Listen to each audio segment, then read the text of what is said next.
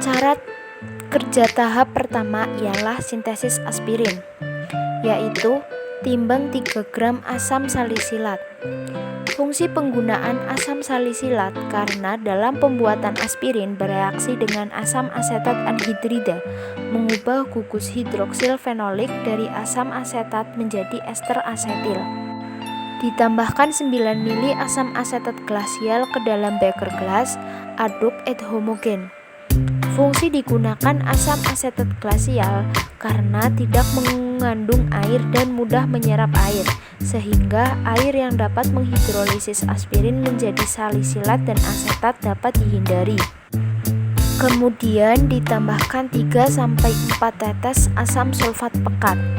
Fungsi penggunaan asam sulfat pekat ialah sebagai katalisator untuk mempercepat terjadinya reaksi.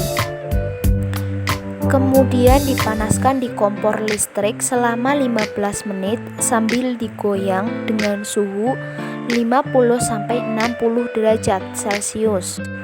Pemanasan menggunakan suhu 50-60 derajat Celcius karena pada suhu tersebut reaksi dapat berlangsung dengan optimal. Tujuan pemanasan yaitu mempercepat terjadinya reaksi dan supaya aspirin yang dihasilkan larut dengan sempurna. Setelah pemanasan, larutan berubah menjadi warna bening. Kemudian ditambahkan 40 ml Aquades dan diaduk.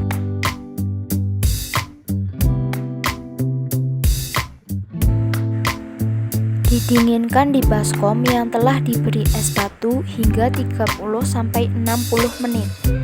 Tujuan dari pendinginan dengan es batu adalah untuk mengikat asam salisilat dengan asam asetat glasial.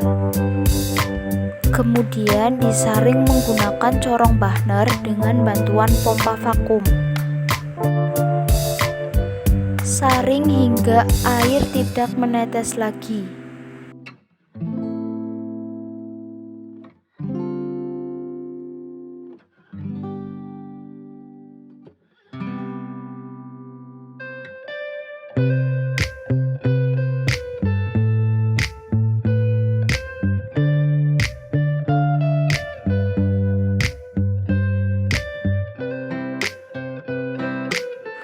Tahap yang kedua ialah tahap pemurnian atau tahap rekristalisasi. Memasukkan 7 ml alkohol 70% dan 40 ml Aquades hangat ke dalam beker gelas 250 ml, kemudian digoyang et larut. Fungsi penambahan alkohol 70% yaitu karena aspirin larut dalam etanol.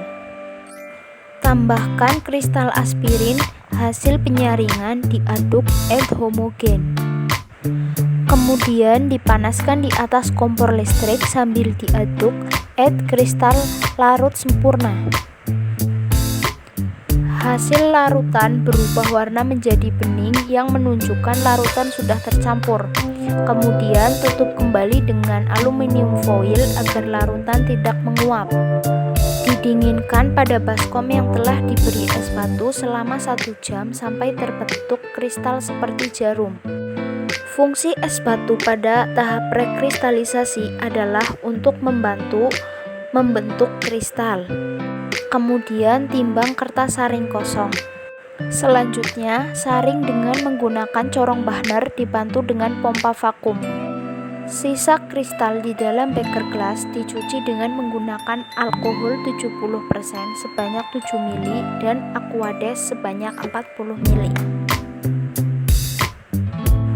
Kemudian saring hingga air pada corong Bachner tidak menetes lagi.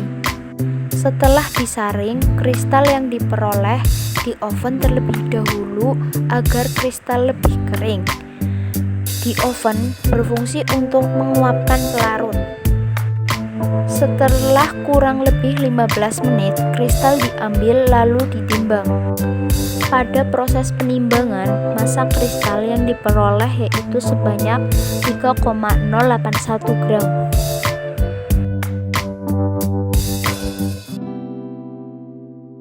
Pada percobaan uji FeCl3, Langkah pertama yaitu mengambil kristal aspirin, kemudian ditambahkan 2-3 tetes FeCl3.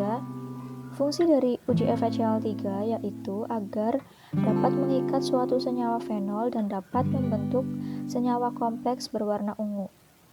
Pada uji FeCl ini dapat dikatakan positif apabila jika kristal berubah menjadi warna ungu.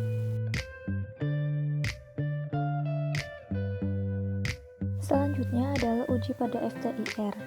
Tujuan dari uji FTIR yaitu untuk mengetahui tingkat kemiripan struktur sampel yang sedang kita uji. Uji ini dilakukan dengan cara 1. Menghaluskan kristal aspirin terlebih dahulu. Yang kedua, letakkan kristal aspirin yang sudah dihaluskan di atas alat FTIR yang sudah dibersihkan dengan larutan alkohol 70%. Kemudian diamati hasilnya.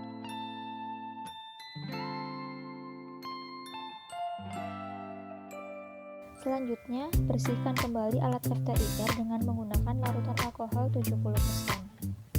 Uji yang ketiga yaitu uji melting point. Tujuan dari uji melting point untuk mengidentifikasi dan memeriksa kemurnian suatu zat.